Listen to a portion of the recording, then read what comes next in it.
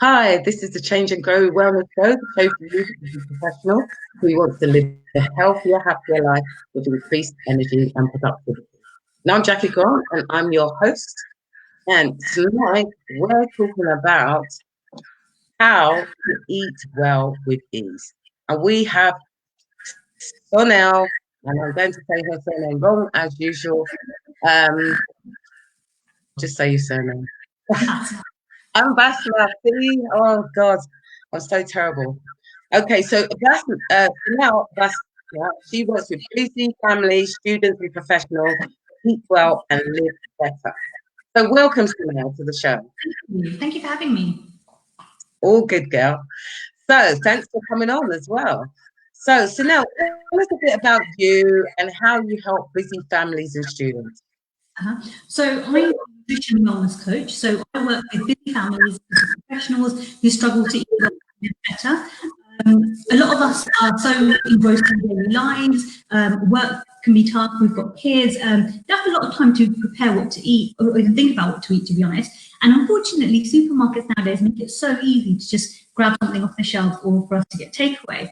And a lot of us find that we're gravitating more towards those kind of foods than cooking at home and putting a bit more thought into what we're putting into our bodies. So what I try and do is I help people reconnect with real food and find the kitchen confidence again, because I feel like a lot of people don't enjoy cooking as much as they did because it's having to do it under pressure. You're not able to luxuriate in it and enjoy yourself. So that's what I do. I help people reconnect with real cooking and things like that. And I'm not expecting people to come out with a 3-course meal every single day because I don't do that myself. But having the infrastructure there to help you do as much home cooking as you're able to do with the time and resources you have available. So, tell us like one way that we can start to eat well. Okay, so for me, I used to work in the city and I used to have very little time in which to come home and cook, get a meal on the table, get the kid into bed and all of that stuff. So during this time, it was very stressful for me, but I learned a lot of skills. One thing that really stood out as being really helpful to me was planning my meals. So instead of just adding things to the shop and thinking, I'll just have stuff like that, and you don't really have a meal when you go home, you just have things which sometimes don't hang together. So planning out what you're going to have, approximately, it doesn't have to be very concise, but a rough idea of what you're going to eat every day, and then shop around those meals and get the ingredients that you need for those meals. Because I find, and a lot of my clients, I find, if the food is there ready to be cooked in the fridge, chances are you're probably going to make it if it's already there and you don't want the food to go to waste, hopefully. So planning what you want to have each day. And another thing that I find really helpful to sticking to healthy eating and just, being more in tune into your body is batch cooking. And batch cooking, I never thought I'd be a batch cooking enthusiast, but my God, I'm a batch cooking enthusiast. It's, take the time it takes to cook one meal. It doesn't take double the time to cook, double portions or triple the time to cook triple portions. You may as well make more, and then you've got leftovers for lunch or later on in the week, and you can add things, to it and bulk it out a bit. So definitely meal prepping and batch cooking would be my two big things. Okay, so when we talk about meal planning, are you talking about like sitting down on a specific day and actually, planning like the 7 days out to see what you're going to do? Is that what we're talking about? So when I think about meal planning, it's not as rigid as that. What I mean to say is, if you shop once a week, then maybe before you go out to do your shop or place your online order, sit down for maybe 10, 15 minutes and jot down the rough kind of meals that you want. So, Monday might be Mexican, Tuesday might be Italian, have a theme and just go to meals that you create again and again. So you don't have to do the thinking when you're in the kitchen and get the ingredients that you're going to need for those meals. So yeah, it could be twice a week, it could be once a week, but it's just taking that little bit of time. And honestly, it doesn't take long. It's just need a notepad, scribble on roughly what you think you're going to be having each day, and then shop around it. Yeah. So would you think it's best to get the whole family together, especially if it's a family, to actually do that? Absolutely, I really recommend that. I have a 7-year-old son and my husband, so I do try and get them to sit down with me and saying, guys, what do we fancy having to eat this week? And that way, everyone feels like they've got a say in it, and you're less likely to have gone through the ag cooking a meal and then someone saying, no, I don't want to eat that, which is like, you're like, oh my God, just eat it. You're going to get bits of that, but if it's a good opportunity for the whole family to come together and talk about the meals they like, maybe meals they don't like so much, so you don't waste your time cooking them, or you change them up a little bit. So yeah, definitely, I think it's worthwhile doing that as a family, and it gives the kids a chance to input into what they want to be eating. And I will say, even get them to help you out with chopping up the vegetables and stuff like that. I'm very big on getting children involved in cooking very early on. It's just such a key skill for them to have. My mum used to try to make me cook when I was younger, and teach me Indian dishes, and I was like, oh, I don't care about all that. I'm not interested. And looking back, I think, what a fool! I should have really invested that time then, because now I just don't have the time to cook in the way she does. But I had learned, and for my son, I give him enough skills so that when he goes off to university, he's not just subsisting on frozen food and takeout and booze. Yeah, that's exactly where I was coming. I was coming to the students now, because it's a little bit more difficult if you haven't got a unit around you to actually sit down and plan, and you've got all your mates wanting you to go and do this, that, and the other. So how would you say it would be for a student, for instance? Yeah, so obviously students, the last thing they would want to be doing is spending hours in the kitchen, hours thinking about food. So I think there's simple ways that you can just think about what you're going to have, which doesn't have to be as structured as if you're cooking for a family. So there's things like you can buy pre-cooked lentils, you can buy pre-cooked quinoa, you can buy a load of frozen veg. So you've got, the bare bones of a meal there. So when it comes to cooking, and one big thing I would say is, none of us needs to be technical chefs. None of us needs to be going on MasterChef. But it's just about putting something on the table that you enjoy the taste of, that fills you up and nourishes you. It doesn't have to be how your mum made it. It doesn't have to be how the recipe book says. Do it your way. Learn a few recipes that are easy and quick for you to put together. Quite a lot of recipes nowadays with the pre-prepped veg we can get, with the pre-prepped lentils and things like that we can get. They can be done in half an hour max, some even quicker than that. So familiarize some of those recipes and then just add them to your go-to, and jump in there. And the odd occasion that you do have time to do a bit of prep in the kitchen, think about just chopping up some veg and keeping them in the fridge, so you've got something to snack on and things like that. But I accept that students may not always want to be able to do that. That's why things like the pre-cooked things are a good option to have. If you're going home for the weekend and your mum's cooking for you, get involved, learn how she's making that sauce, get to make more of the sauce. And, things that you can pre-cook and have ready and waiting are things like, pasta sauce are fantastic, curry sauce bases are amazing, soups and things like that, because you can just make them in a massive batch, freeze them, and then they're good to go, basically, when you can't do a lot. They just make life easier. Brilliant. So in terms of batch cooking, tell me a little bit more about that, because we've talked about meal prep, we've talked about how you can do that, but in terms of batch cooking, what ways can people do that? Yeah, there's obviously everyone's got their own way of doing it. The way I do it is I think of the meals that I know that my family enjoys eating often, and there are meals that are going to be hearty meals, or they're going to form the basis of a larger hearty meal, and things that we can pick on during the week. So I'll often on a weekend set aside some time and make a few of these base sauces that I talked about. So I'll make a vegetable-based pasta sauce. I'll get a big vat of that going, and then I'll take some aside and put that in the fridge to have later on in the week. But I'll also do little portions free for the freezer. So, on a day when I might be going out to dinner and my husband and my son are at home and they've got the sauce there ready, they just need all the pasta and they can just add the sauce to it. On the side, it's fairly easy. And, there might be times when I don't want to cook. There might be times when I just don't have the time. So it's quite good to have those things there for you, which you can just pick on. For me, when I do batch cooking, sometimes it's entire meals. So it might be a lasagna that I make, and then I portion that off and put that in the freezer, or I might put that in the fridge for a double batch to have later on in the week or for lunch. But for me, what I really like, what I think works best, because especially if you're limited on freezer space, is these sauces.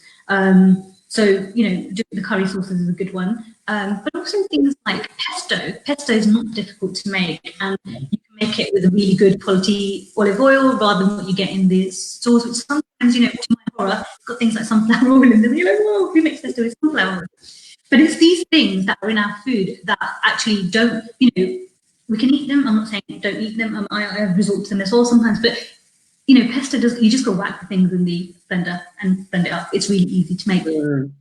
Batch of that and put some in the fridge and just cover it with oil so it doesn't go off or start turning a different colour. And then you've got something you can add to roast vegetable during the week. You can add that to salads during the week. You can add it to pasta during the week. You can add it to gnocchi. There's just so many things you can do with it. And I think once you start thinking like that, like what can I make ahead, it becomes second nature and it becomes very, very easy. Complicated. It doesn't have to take ages. I'm not one of these people that like spending half my life in the kitchen. Yeah. Cooking in a way that actually you enjoy the food on your plate, but also you know it's got no nasties in there. You've made it yourself. You know you can use organic produce should you wish, but the quality is there because you haven't added any things that probably don't need to be there. You can control the so yeah. Brilliant. So tell us about someone that you've worked with, you know, just a case study, and like, you know, what changes have they made? What has been the outcomes that have, you know, that they've achieved in terms of having worked with you? Yeah, so I worked with a gentleman last year who was moving away from home for the first time, and he came to me and he really wanted to learn some basic recipes that he can have in his armour so he can start cooking more for himself. And this gentleman had never cooked before, but he was very willing and he really wanted to learn this skill. So I set about creating a meal plan for him that A, was nourishing, nutritious and all that jazz, but also, most importantly, tasted good to him. So it was all dishes for the kind of cuisine he liked, the kind of vegetables he ate, and then taking those and you know, because he was beginning his cooking journey, it was about paring those back a little bit and not making it very complicated. So the recipes were obviously fairly basic, but in a way that isn't going to overcomplicate it for him and have too many funky ingredients in there, which is going to be like, oh, I can't bother to go and get that. Yeah. Probably have or would be easily found for him. And he's gone away and he moved out to where he now lives, away from his parents. And although he still goes home and gets some of his food cooked at home by his mum is amazing. But you know, he will now, like 3 or 4 times a week, make his own food. Pastas. Fridays are his pizza nights. He doesn't go, you know, he doesn't cook that night. But every other day, he will try to cook something at home, and then he makes a double batch and takes it to lunch the next day. And for me, that's a massive win because someone who wouldn't otherwise cook and, you know, pick up something from the supermarket, which wouldn't be nourishing, nutritious, and probably not filling, to be honest, and you'll be reaching for that Twix bar at 3 o'clock. Yeah. He's now made an effort to change it up by working with someone like me who is able to look at his lifestyle, look at his preferences, and think, you know, there is a way for you and the way you would want to live your life to eat well and live better. Because the same solution won't be, you know, what works for me might not necessarily work for someone else. There are some tricks that we can all employ, but it has to be individualized. It has to be, there's no point me giving someone a recipe that takes an hour and a half to cook when that person, of course, only has like 20 minutes to cook. So yeah, and you know, some people don't want to do technical cooking. Some people just want to be, you know, want the job done. It's like, right, eat, tick, cook food. Yeah. So you've got to be very cognizant of what works for different people. So he was definitely one of my favorite clients because he came to me and I was like, you can cook any of these. I wasn't convinced, but you know, bless him, the tools I gave him and the recipes, he has actually made success of it and is cooking way more than he's ever done in his life. So happy days. That's brilliant. That's great. So Sonal, tell us about you do some like workshops, don't you, in terms of helping people to, you know, get better at cooking. Tell us about those. Yeah, so I've only done a few, but what I'm looking to do more this year is work with people who want to get back the kitchen confidence and learn how to just put these quick and easy things together, because sometimes being shown is so much more fun than, you know, being sent away with instructions or advice and being told to put it into effect. And as you can probably tell, I'm quite chatty, so it's quite with the clients.